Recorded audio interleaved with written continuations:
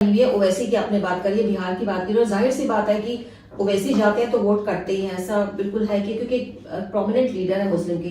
तो यहाँ ये कहा जा रहा है कि जो पिछले दिनों चर्चाएं थी कि बंगाल में ओवैसी और हुमायूं कबीर हाथ मिलाएंगे और दोनों बी टीम बीजेपी की, अगेन वो आ रहा है कि जानबूझ के बीजेपी ने खेल किया है। दो बीजेपी की बी टीम बंगाल पहुंच गई है और जिस तरह से इस बार, जैसा कि हमने इस पर चर्चा भी की थी कि पीएम भी बहुत इंटरेस्टेड है और अमित शाह खुद सारी बागडोर संभाले हुए हैं बंगाल की। तो ये जो टोटलिटी में सिनेरियो बन रहा है कि बी टीम 2 अगर बंगाल पहुंच जाएगी तो क्या वास्तव में बी टीम 2 पहुंच गई है बंगाल में? देखिए अनुजी, इसको इस तरह समझिए, मुस्लिम पॉलिटिक्स में एक नया डेवलपमेंट आया है। जो मुस्लिम पॉलिटिशियंस हैं वो कहने लगे हैं कि मुसलमान किसी भी हिंदू नेता का पिछलग्गू नहीं बनेगा। यही नारा बिहार में असदुद्दीन ओवैसी ने दिया था और यही नारा वो बस पश्चिम बंगाल में निकल कर कह रहा।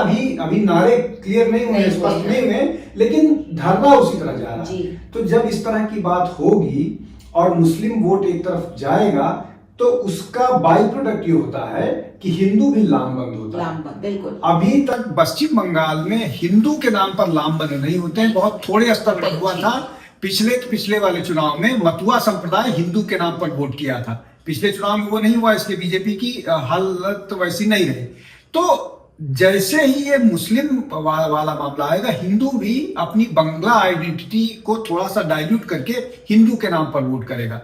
तो जो ये पॉलिटिकल एनालिस्ट है, जो हम लोग बात करते रहते हैं, उस हिसाब से जो लगभग 70% के आसपास हिंदू है पश्चिम बंगाल में, वो अगर उसमें से उस 70% का को अगर 100% आप मान लीजिए तो 100% का अगर 65% जो है वो वोट करता है, मतलब 70% का 65% अगर बीजेपी के लिए वोट करता है तो चुनाव जीतेगी। मुझे लग रहा है कि बीजेपी कुछ इसी कैलकुलेशन पर काम कर रही है। लेकिन एग्जैक्टली बी टीम जो कहा जाता है, बी टीम है, ये एक इत्तेफाक ही कह सकते हैं कि देखिए उस पर मैं जरूर आंसर करना चाहूंगा। देखिए अनु जी, ये कई बार पॉलिटिकल नैरेटिव बनता है।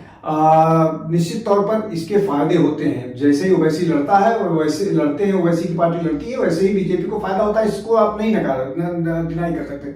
लेकिन जब ये बीजेपी की बी टीम उनको बनाया जा रहा था तो उसी समय उनके जो अलायंस के साथ, कांग्रेस के अलायंस के साथ वो तेलंगाना में चुनाव लड़ रहे थे। तो ये बहुत सारे कॉन्ट्राडिक्शंस हैं, होते हैं। तो उसको आप जिस तरह, और बिहार में भी देखा जाए तो ओवैसी तो तैयार थे कि वो महागठबंधन के साथ लड़ना चाहते हैं। तो